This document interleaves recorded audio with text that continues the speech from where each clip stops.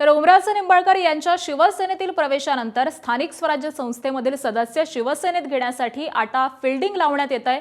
ओमराजे यांच्या जवळच्या समर्थकांकडून जिल्हा परिषद, नगर परिषद, पंचायत समिती सदस्यांना संपर्क करण्याची सुरुवात झालेली आहे। गोवर्धनवाडी येथील ओमराजे यांच्या बैठकीला सगळे जिल्हा परिषद सदस्य आणि त्याचबरोबर नगरसेवकांची उपस्थिती होती। उद्धव ठाकरे यांच्या कार्यकर्ता मेळाव्याला स्थानिक स्वराज्य संस्थेतील किती सदस्य उपस्थित राहतात याकडे आता लक्ष असणार आहे। तर ओमराजेंच्या बंडानंतर डॅमेज कंट्रोल करण्यासाठी पक्षप्रमुख उद्धव ठाकरे यांचा उद्या धाराशिव दौरा होणार आहे। राजकीय भूकंपाचे पडसाद हे किती उमटतात, काही सदस्य संभ्रमामध्ये सध्या असल्याचं कळतंय। तर आमच्या संपर्कामध्ये सर्व लोक आहेत, कोणाचे फोन जात आहेत या बाबतची माहिती नाही, कोणी तसं बोललं नाही। मात्र पक्षाच्या चिन्हावरती ते निवडून आलेले आहेत, त्यांना पक्षासोबतच राहावं लागेल।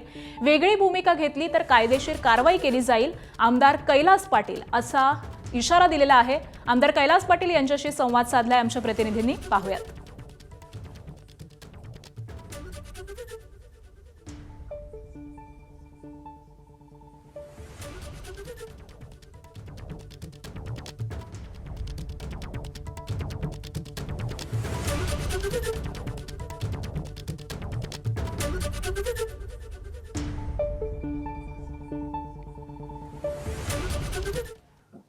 खासदार ओमराजे निंबाळकर यांच्या बंडानंतर आता उद्या पक्षप्रमुख उद्धव ठाकरे स्वतः धाराशिवमध्ये येतात। खरं तर एक डॅमेज कंट्रोलसाठी, कार्यकर्त्यांच्या संवादासाठी आमदार कैलास पाटील आपल्यासोबत आहेत।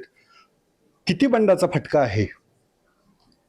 बंडाचा फटका म्हणजे बसतो का काय होतो हे तर काही दिवसात कळेल। फक्त एवढंच सांगतो मी तुम्हाला, धाराशिव जिल्हा याआधी लोक शिवसेना सोडून गेलेले आहेत, पण हा शिवसेना वंदनीय शिवसेना प्रमुख बाळासाहेब ठाकरे यांना मानणारा जिल्हा आहे, मातोश्रीवर प्रेम करणारा हा जिल्हा आहे। आजपर्यंत इतिहास जर बघितला तर नेहमीच मातोश्रीने आशीर्वाद दिलेल्या उमेदवारालाच लोकांनी निवडून दिलेला आहे, त्यांच्या पाठीशी हा जिल्हा कायम राहिलेला आहे। त्यामुळं ह्या इथून पुढच्या काळातही आता उद्या उद्धवजी ठाकरे साहेब काय मार्गदर्शन करतात, काय संदेश देतात ह्यासाठी सगळेच उत्सुक आहेत।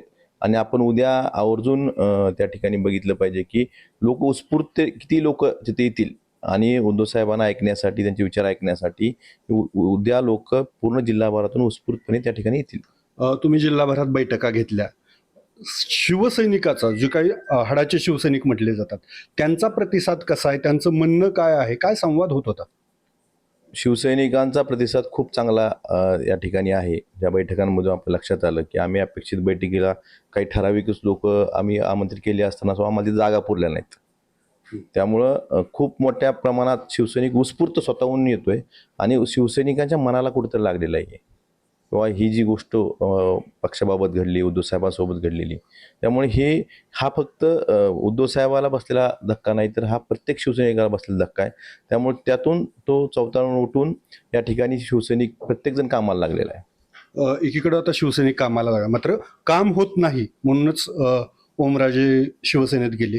आता आपलं स्थानिक स्वराज्य संस्थेतले किती पक्षीय बलाबल आहे? जिल्हा परिषद सदस्य किती आहेत, नगरसेवक किती आहेत? जिल्हा परिषद सदस्य, नगरसेवक, पंचायत समिती सदस्य ह्याबाबत सुद्धा त्यात आज सांगू शकत नाही काय होईल ते, कारण काही लोक पक्षाशी 100 निश्चितच आपल्याला ज्या पक्षाच्या चिन्हावर आपण निवडून आलोय, ज्या शिवसैनिकांनी आपल्यासाठी काम केलंय त्यांच्याशी निश्चितच 100% प्रामाणिक राहतील। काही लोकांचं अजून काय संभ्रमावस्था दिसते, आता जे चाललंय आम्ही जे बघतोय त्यातून काही दिवसात चित्र स्पष्ट होईल ते।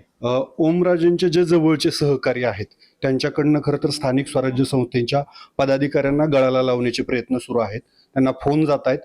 खास करून कळंबचे नगरसेवक असतील, जिल्हा परिषद सदस्य बैठकालाही हजेरी लावली। यात तेच सांगितलं, काही लोक संभ्रमावस्थेत, आमच्याही संपर्कात ती लोक आहेत, काही लोक संभ्रमावस्थेत, ती संभ्रमावस्था काही दिवसात स्पष्ट होईल असं मला वाटतंय। मात्र गोवर्धनवाडी इथं जी बैठक झाली त्यावेळेस नगरसेवकांची हजेरी होती आणि सर्वच्या सर्व 7 जिल्हा परिषद सदस्य हजर होते, त्यांच्याशी काही बोलणं झालं?